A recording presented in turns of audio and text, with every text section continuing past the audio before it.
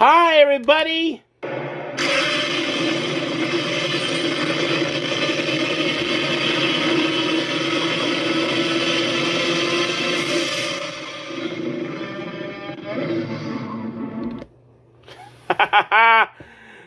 Wow, Trex! That was an awesome impression of Godzilla's roar! Yeah, I've been working on it for a little while.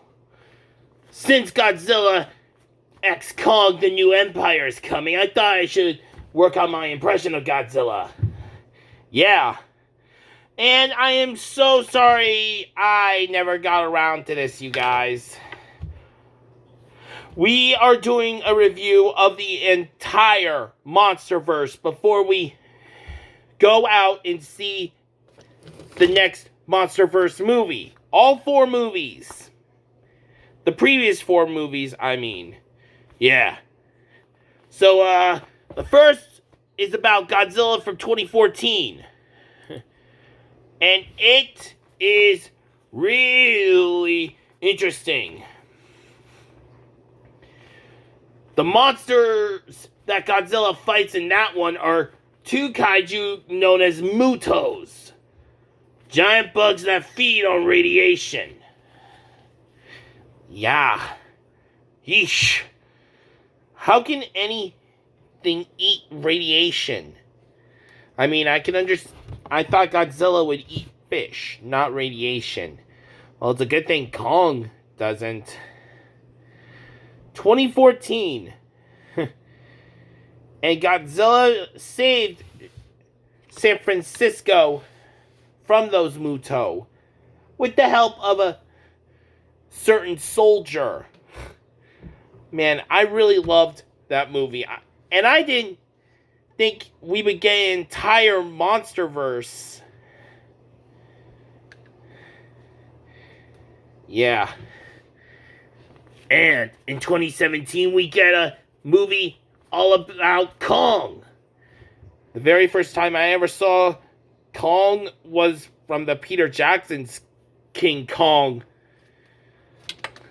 from 2007. Whew.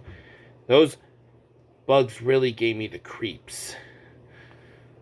But we really loved the dinosaurs in that one. But there were no dinosaurs on Skull Island. No. And unlike Peter Jackson's King Kong, this King Kong took place after the Cold War. Yeah. And what were there that weren't, what took out all the dinosaurs on Skull Island? It was the Skull Walkers. Yeah. It was the Skull Walkers. And these things are like no joke. They're fast and strong. And not to mention deadly. Yeah. And this movie had a completely all-star cast. Samuel L. Jackson, Tom Hiddleston.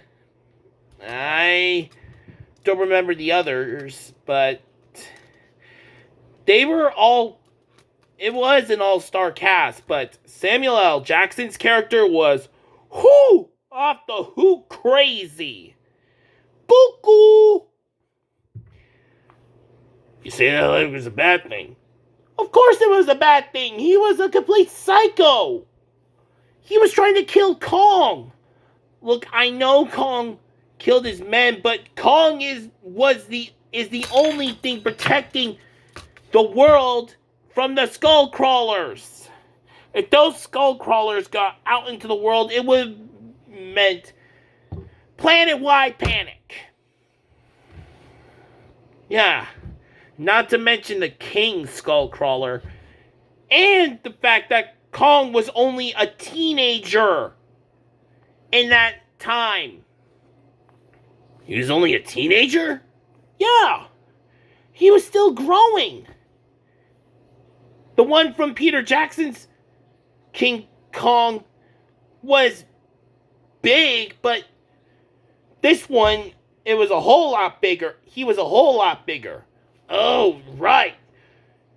That's how he was able to match Godzilla in height and size. Yeah.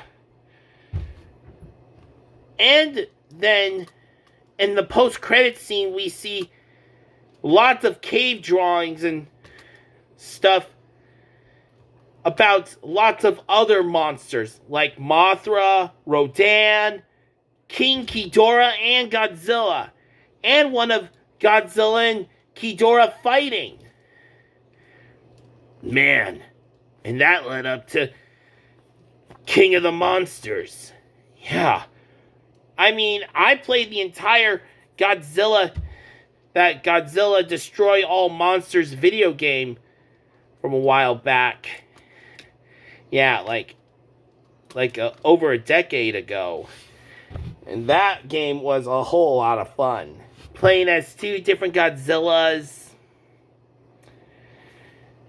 And, well, there were... And speaking of King Kong from an old Peter Jackson's King Kong, I also loved the Godzilla from an other old one. You know, where he was attacking New York and we see him have babies that are like bigger than velociraptors? Ooh. Yeah, those things are like, wow. Yeah. Wow. And that led to a spin-off series where the last baby is the last line of defense between lots of other monsters. And we also have Godzilla versus Kong. Wait. We're also talking about the other Kong show. Yeah. That one was like my favorite. And that was like a whole different kind of story. You better check it out for yourself. And then we have Godzilla versus Kong. Well, picking off where we left off in the Monsterverse, Godzilla, the King of Monsters, it was an epic, awesome movie. Seeing Rodan, Ghidorah, Mothra, and whoa. I didn't think Rodan would be called the Fire Demon. Sounds comforting. He almost seems like a giant fiery dinosaur. And then Ghidorah, a three-headed lightning dragon from space. Yeah. Yeesh. And if it wasn't for the old doctor who sacrificed his life to bring that whole nuclear bomb to Godzilla to heal him, nothing on Earth would have stopped Ghidorah. I don't think even Kong could beat him. And speaking of Kong, it's been like 40 years after the whole Cold War thing.